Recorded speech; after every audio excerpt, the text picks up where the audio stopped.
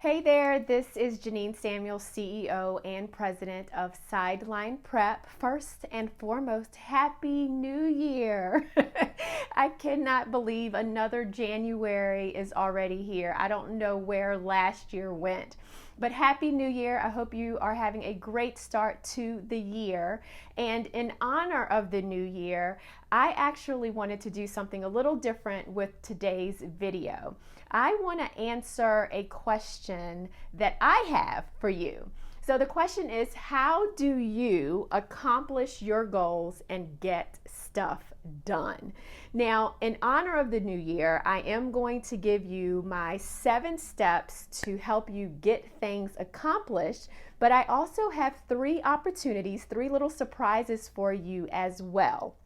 Now, here's the catch.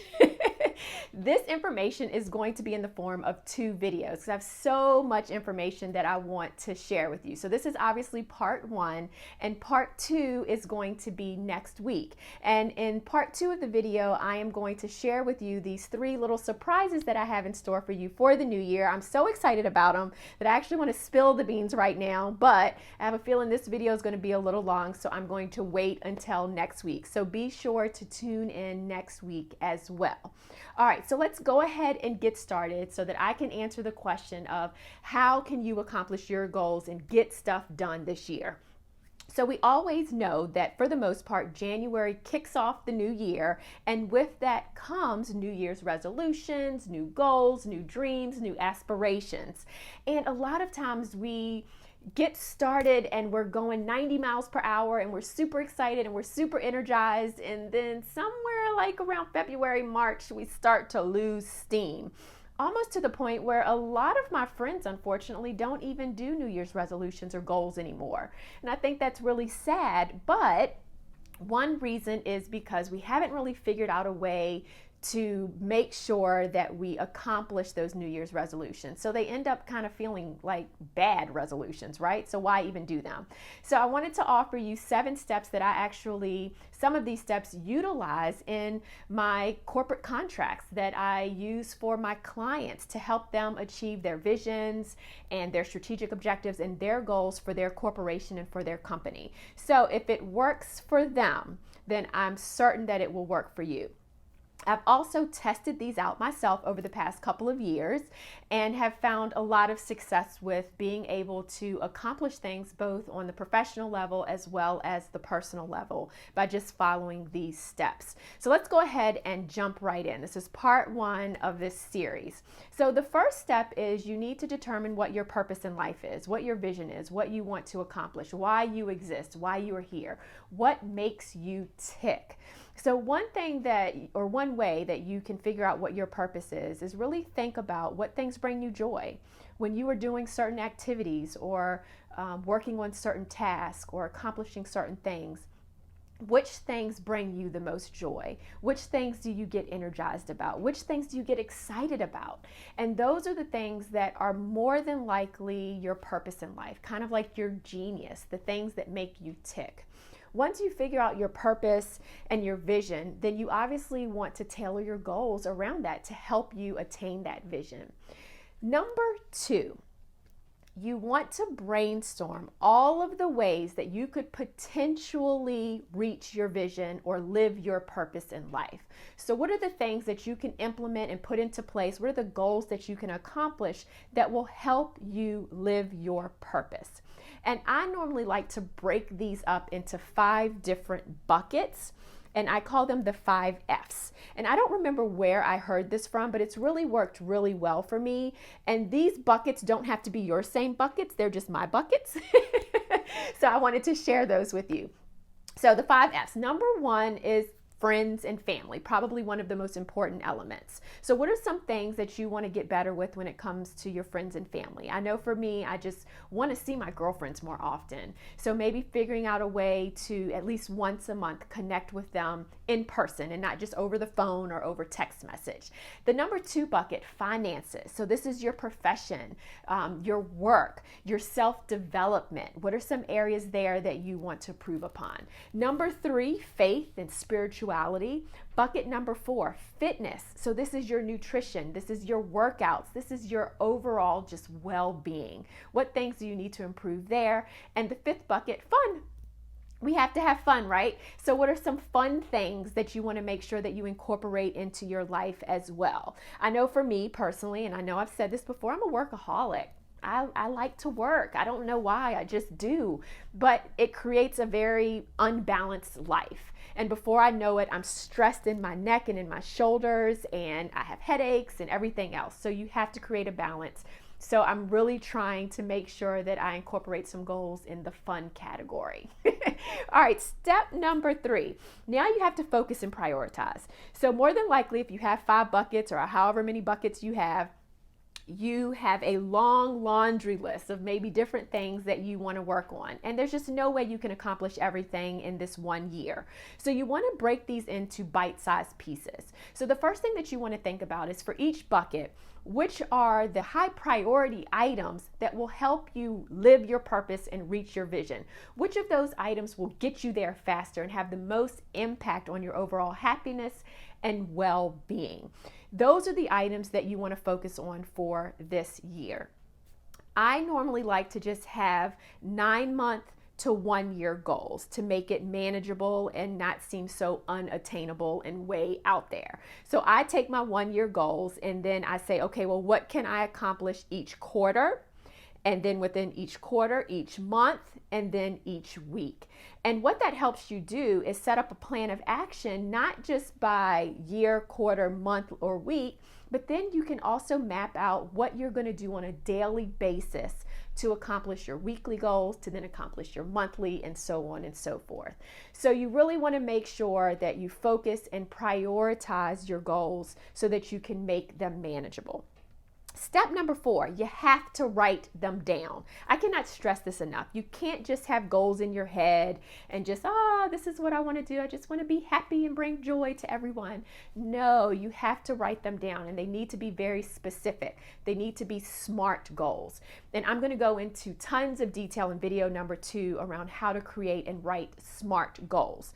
But for now, what you want to try to do is grab a notebook or some sort of planner or journal and document all of your goals in that. So for example, love this journal here. I actually gave a journal to each of the participants of one of our coaching programs that they're going to use for this upcoming year to jot down their thoughts, their successes, their opportunities for improvement, and their goals.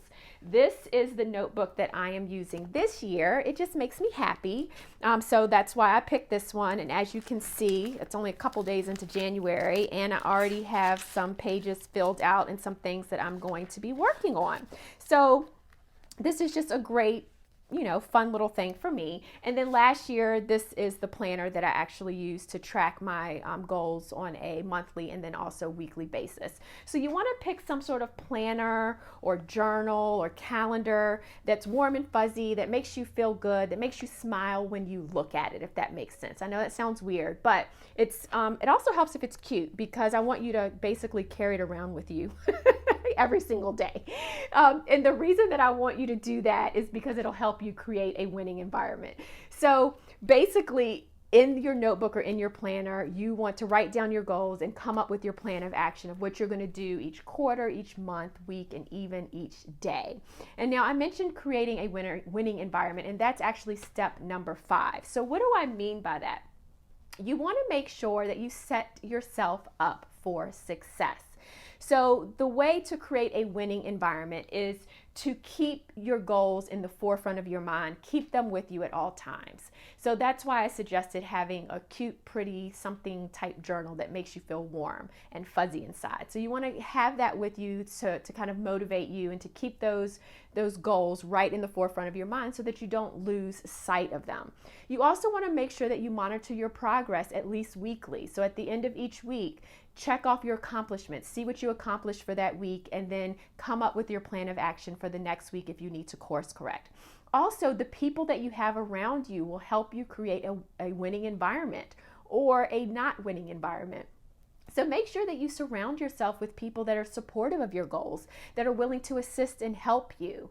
And what I mean by that is, let's say you have a weight loss goal and you're really trying to focus on your nutrition and proper eating habits. Well, if your roommate or boyfriend or girlfriend, wife, husband, whatever, has Cheetos and chips and popcorn, and well, popcorn's not that bad for you, but butter popcorn, extra butter popcorn, or ice cream in the house all of the time, that's not being very supportive, because that's a temptation for you. So maybe have a conversation with them and help them to maybe understand why you need their support and how they can support you.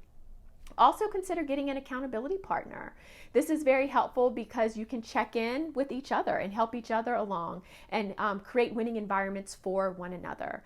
And finally, within the winning environment, it's all about your mindset. You have to have the right mindset. You have to be energized and ready and pumped and excited about your goals. You have to be willing to work on them every single day. You have to have the mindset that you can accomplish your goals and you can get to where you want to be and you can live a life of purpose. So a lot of it really starts with your mindset. Step number 6, don't worry, we're almost there. You've got to take action, right? So it doesn't do any good to write these down and to go through these steps and then not take action on them. So you created a plan of action. You have due dates. Now you have to implement your plan. You have to take action. And I get it. It's scary. It's an unknown. If it was something easy to attain, you would have already attained it, right? That's why it's a goal, because you're maybe getting out of your comfort zone. You're stretching yourself into new territory, and that's okay. If you fail, that's all right. Learn from it, right? So a mistake is only a mistake if you quit and you don't learn from it. It really is an opportunity to improve. So dust yourself off, get up, and keep moving, but you have to take action. The final step, step number 7, celebrate your success. So what I normally do for each of my goals, I also, in addition to the plan of action, the due dates, and all of that, I create my reward. So how am I going to reward myself when I accomplish this goal?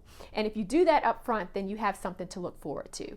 And I'm not necessarily talking about, oh, I can pig out now or eat all of the ice cream that I want or eat all of the cookies that I want, but there are other goals that you can have with great rewards. For example, maybe a vacation to a beach, or a massage, or a manicure and pedicure, or whatever it is that brings you joy and you consider to be a reward is what you want to then use to celebrate your success for accomplishing that specific goal. All right, well, that's it. Those were your 7 steps. Hopefully you will take them to heart and you will actually utilize them to your advantage. If you stay on course and if you stay consistent with these steps, I promise you that you will succeed. And of course, we are always here to help you in any way that we can as well. All right, well, if you enjoyed this video, we would love a thumbs up. And of course, feel free to share this with your friends and family. That would be wonderful. Visit us at sidelineprep.com. And if you have any questions, you can enter them below or email me at info@sidelineprep.com. All right, well, Happy New Year, and I will see you on the other side. Be sure to tune in to part 2 of this video next week. All righty, I'll talk to you soon. Make it a great day.